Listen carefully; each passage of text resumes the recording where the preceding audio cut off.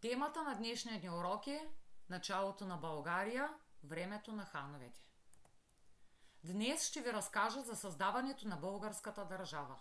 Много важен урок и много интересен. Създаването на държавата се е случило през средновековието. В началото да си припомним какво е важно за средновековието. То е едно от големите исторически периоди. Средновековието е исторически период, продължил от 5 век до 15 век. Това е цяло хилядолетие. И сега да видим какво се е случило. След смъртта на хан Кубрат, Стара Велика България се разпаднала. Синовете му поели по различни пътища в търсене на нови земи. Днес ние винаги разказваме подробно историята на третия син на хан Кубрат. И това е хан Аспарух. Аспарух поел към устието на река Дунав и заселил част от българските племена там. Съюзил се с славянските племена. Българите започнали да опустошават византийските земи. Византия се бояла от съюз между българи и славяни. През лятото на 680 година византийският император Константин предприел поход срещу българите, защото искал да ги прогони. Хан Аспарух обаче не искал това. Той заповядал на войската си да не настъпва, а да се укрепи в местността Онгала. Въпреки огромността си, византийската войска била победена от българите. Така, между река Дунав и Стара планина възникнал силен съюз от българи и славяни, чието общ враг бил Византия. Двата народа се отличавали един от друг по външен вид, говорили различни езици и почитали различни богове. Тази победа е първата стъпка към създаването на Дунавска България. През 681 година византийският император бил принуден да подпише мирен договор с хан Аспарух. Мирен договор е споразумение за възстановяване на мира след война. Византийският император признал новосъздадената държава и се принудил да й плаща данък. Славянските князе също признали властта на хан Аспарух и така се поставило началото на Дунавска България. Започнала историята на първото българско царство. Столица на държавата станало славянското селище Плиска, което се намира в Дунавската равнина. В нея започнали да се издигат дворци и крепостни стени.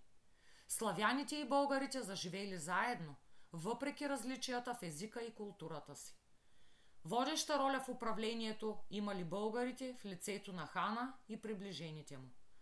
Грижа на първите владетели била да направят по-силна държавата. Хан Аспарух насочил усилията си в укрепване на българската държава на Балканския полуостров. Столицата Плиска, например, била обградена с ров, пълен с вода. Дълбочината на този ров била 7 метра, широчината 10 метра. В Плиска имало и вътрешен град, в който бил разположен дворецът на хан Аспарух. Стените, с които бил ограден вътрешния град, били дебели повече от 2 метра и 60 сантиметра. Днес вие спокойно можете да се разходите в стария град в Плиска. Чуйте само как звучи. Национален историко-археологически резерват Плиска. Друго си е усещането да чуете историята, когато сте на земята, на която всичко това се е случило. Сега Плиска е археологически резерват и е под номер 96 в картата на 100 национални туристически обекта. Освен с дворецът, ханът се заел и с укрепването на североизточната граница на България, тъй като оттам идвала заплаха от хазарите. Затова хан Аспарух издигнал укрепления по реките Днестър, Днепър и Дунав. Хан Аспарух загинал около 700-та година в сражение с хазарите. През тези 2 десетилетия на управление той успял да положи основите на държавата. След смъртта на хан Аспарух на власт дошъл синът му Тервел. Това станало в края на 700-та година, а хан Тервел управлявал до 721 година. Той укрепил българската държава и я разширил на юг от Стара планина. През 716 година бил подписан изключително изгоден договор за младата ни държава. Чуйте какво се казвало в договора. Първо, България запазила всички териториални придобивки. Второ, годишният данък на Византия, който тя била задължена да плаща на България още от 681 година, станал 30 литра злато и се изплащал в червени кожи и скъпи дрехи. Трето, уреждали се равноправни търговски отношения между двете страни. Четвърто, предвиждало се политическите бегълци да се предават на договарящите се страни. Този договор от 716 година имал силата на политически и военен съюз между Византийската империя и България.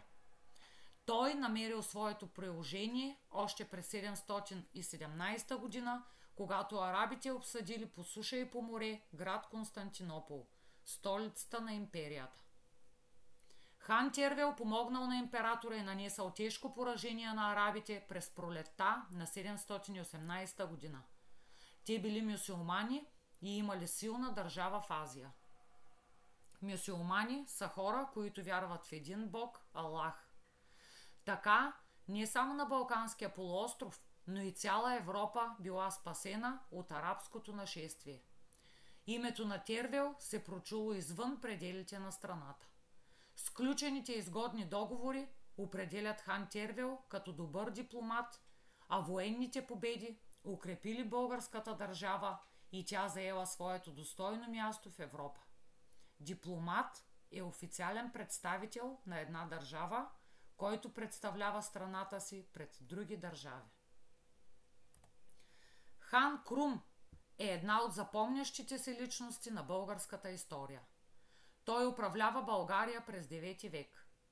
Като владетел на Дунавска България се отличавал с военните си и законодателни успехи. Умението му да ръководи войската в битките допринесли за покоряването на обширни територии. През 809 година Крум превзел Средец, днешна София. През 811 година византийският император събрал многобройна войска и уверен в победата си на младата държава, взел със себе си и своя син. Хан Крум разбрал, че армията на императора е в пъти по-голяма и по-добре въоръжена, затова му предложил мир. Императорът отхвърлил предложението и нахлул с войската си в българската столица Плиска. Разграбил я и я опожарил. Хан Крум преградил проходите на Стара планина, където пречакал връщащите се войски. От черепа на императора, който бил превърнат в ритуална чаша, хан Крум вдигнал на здравица за победата. Той се прославил не само като изключителен военачалник, но и като законодател. Хан Крум въвел първите писани закони, които изиграли важна роля в сплотяването на славяни и българи. Крумовите закони се превърнали в първото писано законодателство в българската държава. Затова хан Крум наричаме законодателят. Законите предвиждали сурово наказание срещу предателството, кражбата, лъжата, разбойничеството и просията. А сега ще ви поставя една творческа задача. Да се опитате вкъщи да направите описание на историческа личност по ваш избор. Не е трудно, само следвайте указанията. Първо, назовете името, мястото и времето, в което е живяла избраната от теб историческа личност. Второ, проучи и разкажи за делата й. И трето, разкажи за наследството, което е оставила на идните поколения. Време е да обобщим какво важно научихте с днешния урок. Дунавска България е създадена от третия син на хан Кубрат, хан Аспарух, през 681 година. Славяни и българи заживели заедно, въпреки различията в езика и културата си. Водеща роля в управлението имали българите в лицето на хана и приближените му. Столица на Дунавска България станало славянското селище Плиска. Историческият период, в който се поставя началото на държавата ни, в която живеем днес, се нарича Средновековие. Управлението на хан Аспарух допринася за утвърждаването на българската държава на Балканския полуостров. Хан Тервел, спасителят, укрепя българската държава и я разширява на юг от Стара планина. Подписване на договор между Византия и България през 716 година, арабите обсаждат Константинопол по суша и по вода през 717 година, а през 718 година хан Тервел нанася тежко поражение на арабите. Сключените изгодни договори определят хан Тервел като дипломат. Стигнахме до управлението на хан Крум, който е управлявал страната ни през 9 век. В битката при Върбишкия проход през 811 година ханът извоювал най-голямата победа над византийския император.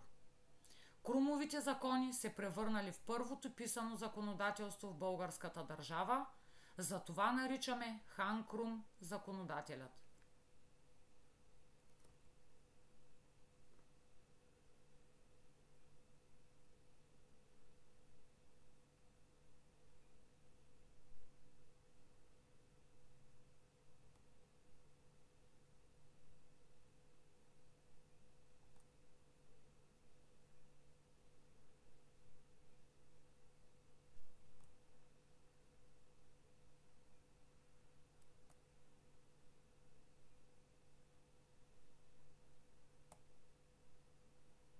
Благодаря за вниманието.